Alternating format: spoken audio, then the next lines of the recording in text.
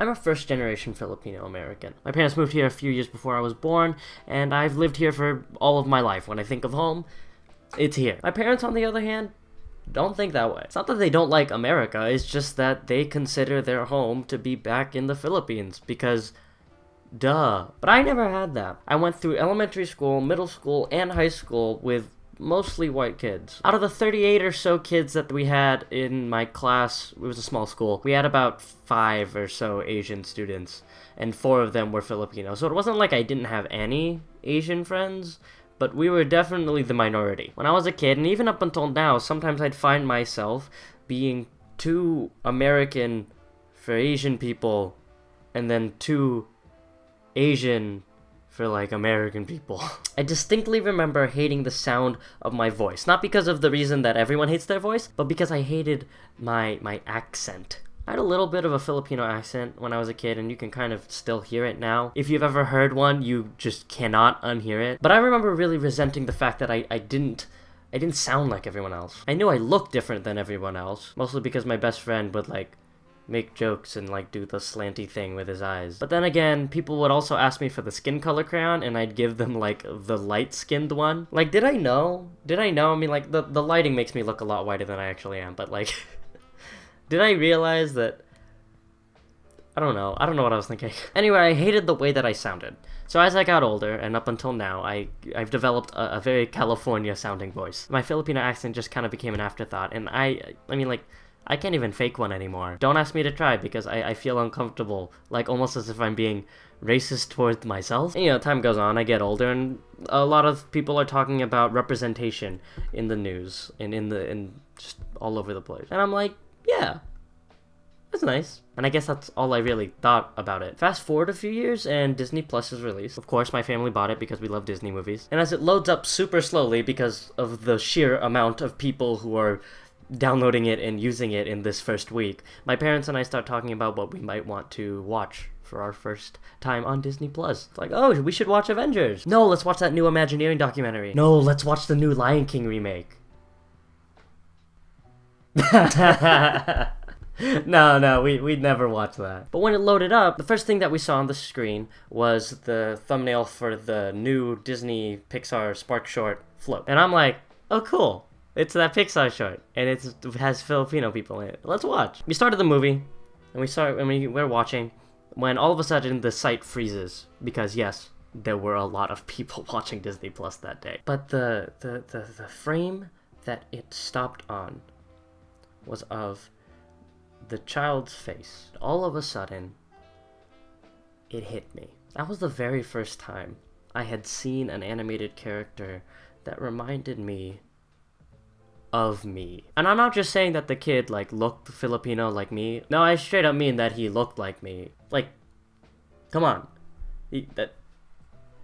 There's a resemblance there. I wanted to cry right then and there, just like that. And all this time, I had just thought that, you know, Filipino representation would just be, like, nice. I was indifferent to representation. But then it happened. And I had no idea that it would feel like that. And it made me realize that you just don't know what you don't know. Yeah, I know, that sounds obvious, but I took for granted the reality that I lived in. I was surrounded by non-Filipino actors and actresses and superheroes and cartoon characters, and just got used to it. The minute I realized that seeing a Filipino person on screen was so powerful, I realized the possibilities of more diverse media. I realized that representation would give people a chance to finally know what they didn't know, to see the world through different lenses by people with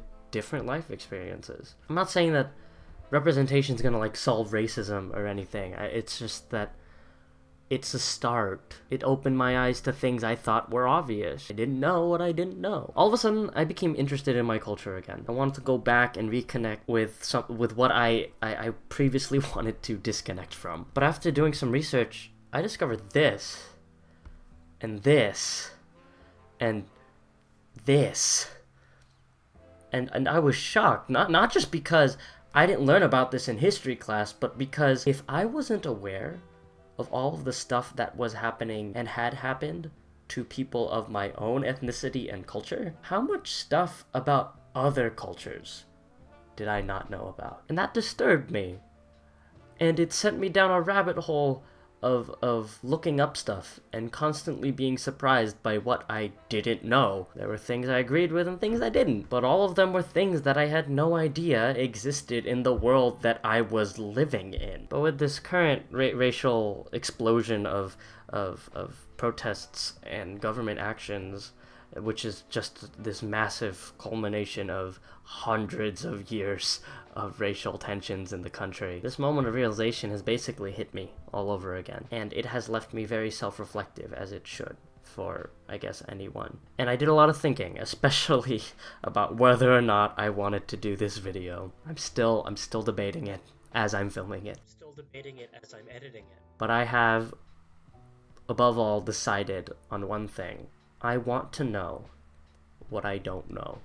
Links in the doobly-doo for resources that will talk about race and all of the nuances of the topic in much better detail than I ever will. And also I'd like to mention that the float isn't just about representing Filipino-Americans, it also gives representation to people with autism. Again, I do not have the proper knowledge and experience to judge this piece of media based on its proper representation of people with autism, but I will link videos in the doobly-doo or in the card or wherever for videos that will give a better analysis of its quality as a piece of representation. Thank you so much to Bobby Rubio and Pixar for making this amazing piece of work. Thank you for sharing this story on fatherhood, love, and acceptance. Your deeply personal story has affected me in a deeply personal way.